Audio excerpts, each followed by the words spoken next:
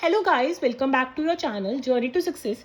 देखते ही देखते हम इतनी आगे पहुंच गए अपनी सीरीज़ के। तो अभी आज ये लास्ट क्लास है बैंकिंग अवेयरनेस की। इसके बाद आपके जो मेजॉरिटी ऑफ टॉपिक्स है बैंकिंग अवेयरनेस के वो कवर हो गए हैं। इसके बाद की डिटेल्स आपको टेलीग्राम चैनल पर मिल जाएंगी। ठीक है। जो बैंक कंपनी है वो बेसिकली दो टाइप्स की होती है, एक होती है पब्लिक कंपनी, एक होती है प्राइवेट कंपनी। जो पब्लिक कंपनी है वो फर्दर टू टाइप्स में क्लासीफाइड है, एक तो लिस्टेड कंपनी, एक है अनलिस्टेड कंपनी। लिस्टेड कंपनी मतलब जो लिस्टेड है स्टॉक एक्सचेंज में, और अनलिस्टेड जो लिस्टेड नहीं है। इसमें एक चीज़ समझ लेना कि जो लिस्टेड कंपनी है इसके हम फर्दर दो कैटेगरीज में पढ़ेंगे कि अगर कोई फॉरेन इन्वेस्टमेंट 10% या उससे ज़्यादा हो रही है तो उसको हम टर्म देंगे FDI, that is foreign direct investment listed company के केस में। और अगर 10% से कम है, मतलब 9.99% है, अप टू 9.99% तक है, तो उसको बोलेंगे FII, that is foreign institutional investment. और जो फॉरेन इंस्टीट्यूशनल इन्वेस्टमेंट है इसको हॉट मनी भी बोलते हैं। और जो ये क्लासिफिकेशन की थी ये किस कमेटी की रिकमेंडेशन पर थी? अरविंद मायाराम कमेटी की रिकमेंडेशन पर थी। बेसिकली इसमें बस यही याद रखना कि जो पब्लिक कंपनी है वो फर्दर दो क्लासिफिकेशन था, एक लिस्टेड कंपनी, एक अनलिस्टेड कंपनी। लिस्टेड में अगर तो जो इन्वेस्टमेंट है 10% से ज़्यादा की आ रही है, 10% की आ रही है, तो ही वो FDI कंसीडर होगा। और अनलिस्टेड कंपनी के केस में कुछ भी हो जाए, जो मर्जी आ रहा है, बेशक 1% आ रहा है, 0.1% आ रहा है, जो भी आ रहा है वो सारा का सारा FDI कंसीडर होगा। ठीक है। नेक्स्ट, जो FDI की लिमिट है ना वो अलग अलग सेक्टर्स के लिए अलग अलग होती है, और ये जो लिमिट है ये चेंज होती रहती है। तो एग्जाम से पहले एक बार लेटेस्ट देख के जाना।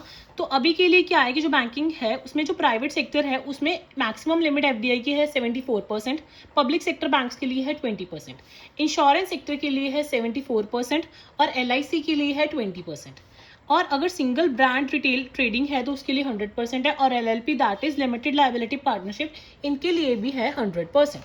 और जो FDI है उसमें आने के दो रूट्स होते हैं बेसिकली, एक ऑटोमेटिक रूट और एक गवर्नमेंट अप्रूवल रूट। तो ये फर्दर डिवाइडेड होते हैं। तो ये एक बार आप एग्जाम से पहले इसका चार्ट जरूर देख के जाना, ठीक है, और इंटरव्यू से पहले भी। अब शॉर्ट में आपको FDI और FII की क्लासिफिकेशन बता रही हूँ। जो FDI है वो है फॉरेन डायरेक्ट इन्वेस्टमेंट, और FII है फॉरेन इंस्टीट्यूशनल इन्वेस्टमेंट। जो फॉरेन इंस्टीट्यूशनल इन्वेस्टमेंट है that is an example of hot money.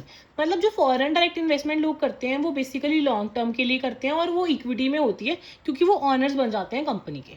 और जो FII है वो एनोनमस लोग ऐसे ही थोड़ा बहुत खरीद लेते हैं, शॉर्ट टर्म बेसिस पे करते हैं, और इक्विटी और डेट दोनों में करते हैं एनोनमसली। ठीक है। अब एक छोटी सी टर्म है, ये इतनी इंपॉर्टेंट नहीं है बट स्टिल हल्का सा ये रट्टा मार जाना, ठीक है। नोस्ट्रो, वोस्ट्रो, लोरो।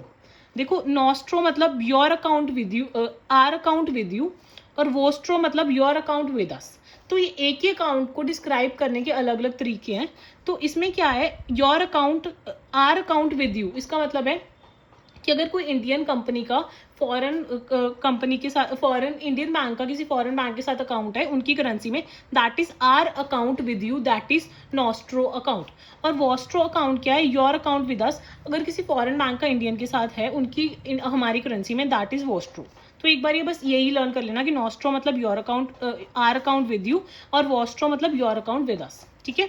और लोरो क्या है, their account with them. Loro क्या है, देयर अकाउंट विद देम, मतलब इसका मतलब है by one domestic company for another domestic company. ये इतना इंपॉर्टेंट नहीं है, जिस मैंने इतना सही नोट डाउन किया था तो आपको ये मैंने बता दिया। ठीक है। अब ADR, GDR, IDR के बारे में जानेंगे। ADR की फुल फॉर्म क्या है, अमेरिकन डिपॉजिटरी रिसीट्स। क्या है, अमेरिकन डिपॉजिटरी रिसीट्स।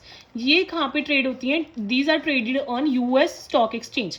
मतलब अगर किसी फॉरेन कंपनीज को अट्रैक्ट करना है इन्वेस्टर्स फ्रॉम US, तो वो जाके अमेरिकन डिपॉजिटरी रिसीट्स परचेज लेंगी, उसके बाद सारी प्रोसेसिंग होगी। तो जो अगर foreign companies to attract investors from US, तो ADR फंक्शन में आएगा। तो ये इशू कौन करता है, US का कोई भी डिपॉजिटरी जो बैंक होगा वो इशू करेगा।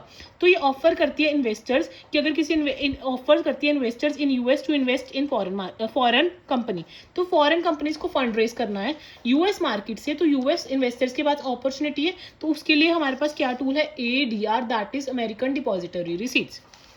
वही अगर हम GDR की बात करें, that is global depository receipts, जिनको इंटरनेशनल डिपॉजिटरी रिसीट्स भी बोलते हैं। जो ADR था वो सिर्फ US में फंक्शन कर रहा था, तो all more than one country, और काफ़ी सारी कंट्रीज में, अगर यूरोप वगैरह में सपोज आपको रेज करवाने हैं या उनके इन्वेस्टर्स को रेज कर रहे हैं, तो क्या यूज़ होगा, GDR। Next is IDR, that is Indian depository receipt.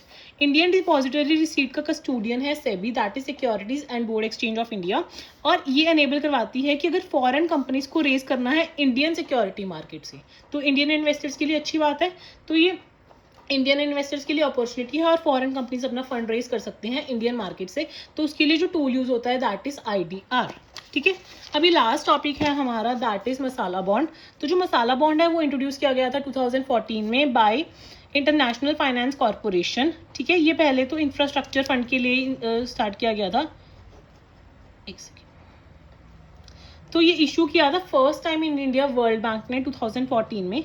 तो इसमें क्या है कि जो मसाला बॉन्ड है वो इंडियन करेंसी में इशू होता है। तो अगर सपोज जो हमारी इंडियन करेंसी है रुपी का प्राइस फॉल हो जाता है तो जो उसका लॉस होगा वो किसको बियर करना पड़ेगा, इन्वेस्टर को बियर करना पड़ेगा। आई होप आपको ये सीरीज अच्छी लगी होगी और मेरे नोट्स भी थोड़े ठीक ठाक लगे होंगे। वैसे मैंने मेहनत से बनाया है थोड़े कि चलो एग्जाम में पढ़ने के काम आ जाएंगे। इसके अलावा चैनल पे मैराथन क्लास अपलोड हो जाएगी, वहाँ से मैराथन क्लास से आई विल ट्राई कि जितने भी सारे नोट्स हैं 1 घंटे में रिवाइज हो जाए फटाफट। ठीक है, don't forget to like share and subscribe. मिलते हैं बाकी नेक्स्ट सीरीज में। ठीक है, बाय।